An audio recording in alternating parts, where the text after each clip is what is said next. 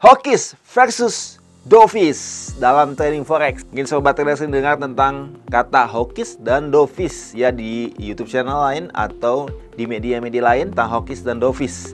Jadi kita akan bahas nih apa itu hawkish, apa itu dovish, dan pengaruhnya di dalam trading. Ya, jadi dalam video ini akan dikupas tuntas mengenai hawkish dan dovish. Jadi jangan lewatkan video ini dari awal sampai akhirnya ya. Perhatikan baik-baik dan sobat trader bisa dapatkan info lengkap tentang apa itu hawkish dan dovish. Check it out.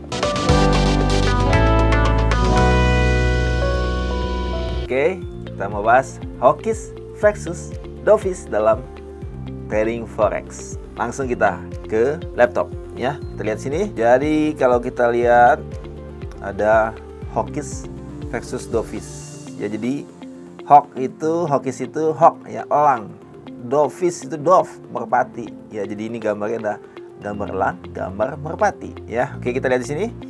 Kalau lihat di sini hawkish itu ya, namanya hawk, elang, itu terbangnya tinggi ya. Jadi hubungannya dengan trading apa nih ya? Berhubungan dengan kebijakan moneter suatu negara ya. Jadi berhubungan dengan bank sentral suatu negara ya. Contohnya misalkan kita bicara dengan bank sentral Amerika Serikat, yaitu The Fed ya. Misalkan The Fed itu jadi namanya terbang tinggi berarti naik, itu berhubungan dengan moneter, yaitu suku bunga dinaikkan. Oke, kemudian kalau suku bunga dinaikkan itu berhubungan sekali dengan nilai mata uang yang dapat menguat ya, karena kalau naikin suku bunga berarti uang beredar itu berkurang karena banyak uang akan masuk ke dalam perbankan ya, sehingga uang beredar berkurang. Jadi nilai mata uang tuh menguat ya. Untuk hal ini seperti itu kita lihat tuh kenapa dampaknya itu karena bisa membuat ekonomi pertumbuhannya pelan ya, pelan. Maksudnya pelan apa? Ya misalkan kalau suku bunga tinggi, tentunya kalau mau pinjaman untuk usaha itu kan bunganya tinggi. Jadi orang akan mengurangi pinjaman ya, sehingga orang tidak mudah meminjam karena mikir bahwa suku bunganya tinggi. Jadi itu justru pertumbuhan ekonomi jadi pelan ya. Oke. Tapi tujuannya adalah mencegah inflasi ya, atau menurunkan inflasi ya, karena kalau mata uang beredar banyak itu nilai mata uangnya berkurang ya, sehingga nilai barang dan jasa jadi naik ya, jadi namanya inflasinya naik ya. Oke, itu daripada hawkish ya. Kita lanjutkan ke dovish. Dovish itu ya merpati, terbangnya itu rendah ya. Jadi kalau berhubungan dengan suku bunga berarti suku bunganya itu rendah ya, tetap atau diturunkan ya. Jadi kita lihat sini, kalau suku bunga tetap atau diturunkan itu nilai mata uangnya dapat menurun. Kenapa? Karena kalau nilai suku bunga rendah, orang akan banyak sekali yang melakukan pinjaman untuk usahanya ya, sehingga apa? Uang beredar semakin banyak di masyarakat, nilainya berkurang ya. Itu yang terjadi ketika dovish ya, sehingga hasilnya apa? Itu justru menstimulasi pertumbuhan ekonomi. Kenapa? Karena banyak orang yang melakukan pinjaman untuk melakukan usaha, usahanya bertambah dan bertambah, itu menstimulasi pertumbuhan ekonomi. Ya, justru hal itu terjadi demikian. Ya, kemudian juga mencegah ya deflasi. Ya, deflasi itu adalah menurunnya nilai daripada barang atau jasa. Ya, misalnya kalau uang beredar banyak, ya nilainya berkurang, maka barang dan jasanya itu akan naik, jadi mencegah deflasi. Oke, nah kita akan bahas nih pengaruhnya hawkish dan dovish di dalam trading forex. Ya, jadi kita bahas di sini dari kebijakan The Fed ya, sebagai bank sentral daripada Amerika. Jadi yang seringkali diperhatikan oleh The Fed itu adalah tingkat inflasi. Nah, tingkat inflasi itu bisa kita lihat dari data ya, daripada yang dirilis ya, data ekonomi itu namanya data core PCE ya. Tapi kita sebelumnya di sini kita mau ulang dulu ya. Jadi hawkish itu suku bunga dinaikkan, nilai mata uang itu naik.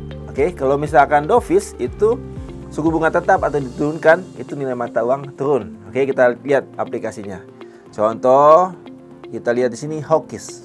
Ya, hawkish di 31 Agustus 2023 ada data Amerika, itu core PCE Price Index ya, year on year.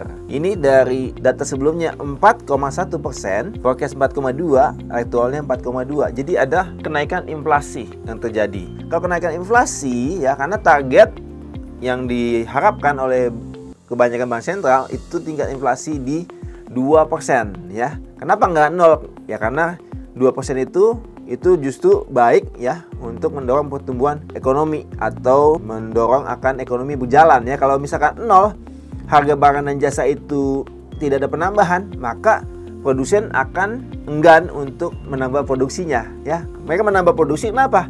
Karena tahu bahwa harga barang dan jasa itu kan naik sehingga mereka dapat memperoleh keuntungan. Oke. Kita lihat di sini ada kenaikan 4,2. Jadi di sini ini tanda-tanda hawkish di mana The Fed cenderung akan menaikkan suku bunganya. Ya, kalau suku bunga naik tadi apa? Dampaknya mendorong penguatan daripada mata uang, khususnya di sini adalah US dollar. Jadi kalau kita lihat di chart ya, euro berbanding US dollar ketika rilis daripada data tersebut ya, di sebelah kiri ini ya, ini jam 15.30 meta ditambah 4 jam 19.30 meta di WIB. Ya, itu datanya sudah keluar dan hasilnya tadi naik ya, naik 4,2. Jadi cenderung hawkish ya, cenderung hawkish berarti dolar menguat. Berarti dolar menguat, euro USD cenderung turun. Kita lihat di sini, setelah data itu euro USD cenderung turun ya, sempat naik tapi turun lagi dalam sampai sini ke bawah sini. Ini cukup lumayan peluangnya ya, range-nya itu kita lihat cukup lumayan ya, dari atas itu open sampai dengan di bawah situ low-nya itu ada peluang 134 pip ya. Kalau kita trade 0,1 lot berarti ada peluang profit 134 dolar. Oke. Ini yang terjadi ketika ada di data daripada Amerika, PCE tadi itu cenderung hawkish ya. Oke, kita lanjutkan. Kalau contohnya Dovish ya, Dovish kita contoh Dovish ini di 27 Oktober 2023 ya. Ini sama, data yang sama karena ini patokan Amerika untuk melihat data inflasinya. Oke. Ini dari kita lihat sini ya, year on year ya. Itu 3,8%, forecast 3,7%, aktual 3,7% ya. Jadi ada penurunan. Jadi ada penurunan inflasi tahunan. Jadi penurunan inflasi tahunan itu berarti ada ya, membuat The Fed ya cenderung tidak akan menaikkan suku bunganya karena ada penurunan inflasi ya, penurunan inflasi. Jadi ini lebih ke dovish-nya. Apa terjadi ketika dovish? Kita lihat di euro USD ketika dirilis data itu di sini 15.30 waktu meta ya, di sini ya, kemudian harga itu naik ya karena pelemahan daripada US dollar ya, dovish ya. Oke, kita lihat di sini peluangnya. Dari situ ke atas itu 131 pip ya. Kalau kita trade 0,1 lot berarti ada peluang profit 131 dolar ya. Kalau 1 lot berarti 1.310 dolar. Oke, kita lanjutkan contoh selain euro. Mungkin kita bisa lihat di USD Japanese Yen.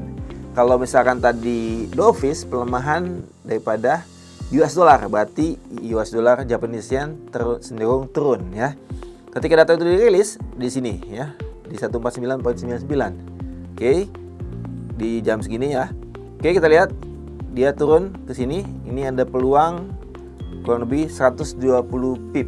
Ya, jadi ini peluang profit ketika kita lihat ada cenderungan dovish, kita bisa ambil sell US dollar. Oke. Kelihatan di sini ada peluang profitnya ketika kita melihat data daripada data inflasi Amerika. Kita bisa prediksi itu hawkish atau dovish. Oke, sobat trader, jelas ya tentang hawkish dan dovish dan bagaimana dampaknya, pengaruhnya terhadap pergerakan pasar, dan kita bisa ambil peluang cuan di dalam pergerakan pasar tersebut. Jadi selalu ada peluang cuan di dalam trading forex. Jadi jangan lewatkan. Jika sobat trader belum punya akun, bisa buka di PT Java Global Future, broker legal terpercaya di Indonesia. Sampai ketemu di video-video selanjutnya. Salam.